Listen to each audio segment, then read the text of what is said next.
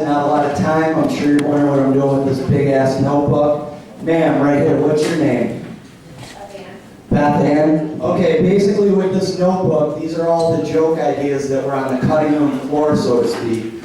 So what I'm going to do is I'm going to give you the microphone and you're going to read what's on each page. Okay? Everybody give it up. Woo! Yeah. Burnout diaries. How many times is being anally penetrated makes you gay? Why do people get upset when you go to the library to look at porn? When a woman says to stop, then you punch her in the face. Ever seen an Asian with cerebral palsy? They sell used dildos at porn shops.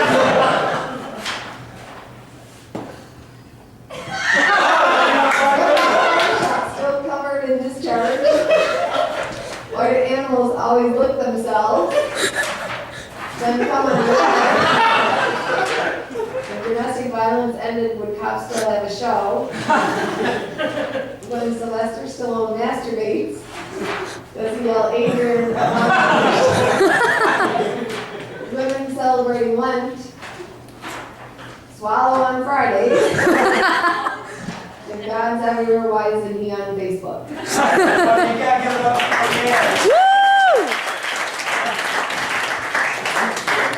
Alright guys, so again I'm limited on time. I got about one joke left.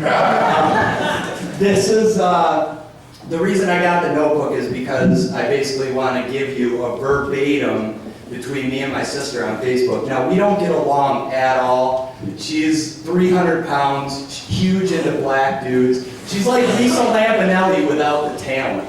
Like, she looks like Chris Farley from that movie Almost Heroes. I don't know if that, you guys might be a little too young for that. But basically, I had put a post on Facebook because I was having a shitty day. And this is what I put. So I'm finally come to the realization the only thing this site is good for is promotions. I could care less about your kids, what you had to eat today, or the fact that you're able to express yourself by stealing other people's posts and e-cards. I know several friends on here unemployed. How about more effort on finding a job and less on expressing your feelings? My sister replies, how about finding housing, not living at your mama's house, little nigga? Now, this pissed me off because she totally blew up my spot. Like, I just finished up college, I'm almost 30 years old and living at home. It's fucking pathetic, right? So my response, how about not being such a fat slob and banging every black guy in Batavia? What about putting down the sandwich? What about putting down the sandwich and not worrying about what I'm doing? This wasn't directed at you, so fuck off, dumpster. Her response, now take into account she's both dyslexic and bipolar, so when she writes everything, it's one straight sentence, no punctuation, no nothing. So her response, fuck you bastard bitch ass, I fuck who I wanna fuck, I pay my own bills unlike you douchebag ass racist bitch max, no one wanna fuck with you. And guess what, the niggas love this fat ass, they got a bigger dick than your 5-inch biatch, eat a dick and get out of my mom's house, you're a crackhead. My response to this, I'm far from racist, LOL, I work in construction, so obviously I don't have a lot of oxygen.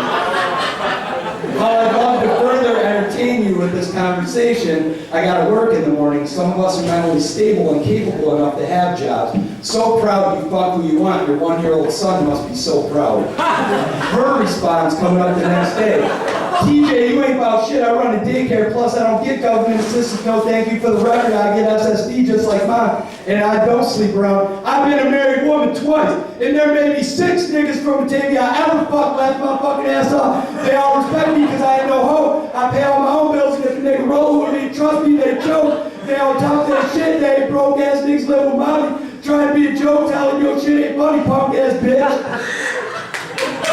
To which my response, I'm sure all these guys are still thinking about you while working in a field or chilling in jail. If I'm a racist crackhead, who do I buy my rock from? Because stereotypically, hope you can read that 6-syllable word, we all know who sells crack. I picture your son asking one day who his dad is, and there's a lineup outside of about 25 people waiting to take a paternity test. Now, to hear the rest of the story, you have to vote me on to the next round. But my name is TJ Sauka. Thanks a lot, guys.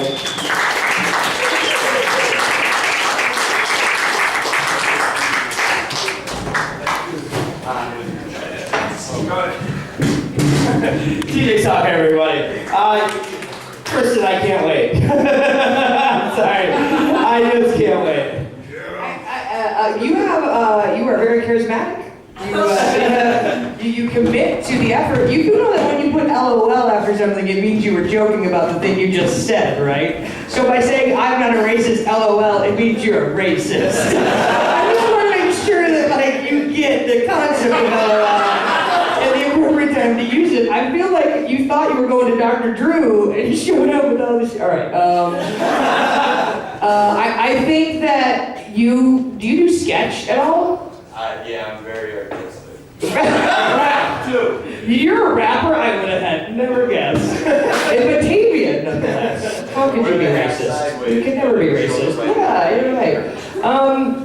I do think you are charismatic on stage. I think that if I could give you any advice, it would be to figure out what your voice is and what you have to say, and not try to make jokes out of things that maybe, I don't know, the audience wants to hear about your life a bit, but that was kind of, I don't know.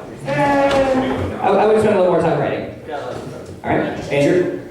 Or James. I'm sorry, go ahead, James. This is really weird for everyone. It's like, I feel like it's gonna be one of those things where I'm like, I didn't really like it, and then you're gonna be on HBO in 2 years, and I'm gonna go, fuck! If it's not HBO, it's gonna be Intervention.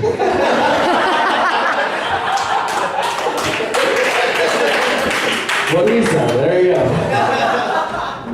I mean, you want to add to that, Andrew, or you're just gonna take the white out? Go ahead. Interesting. Not my thing, but I mean, to each their own. I guess I'm supposed to be honest. I'm a judge, but I don't know. To each their own. TJ Sauka, everybody. Give it up for TJ.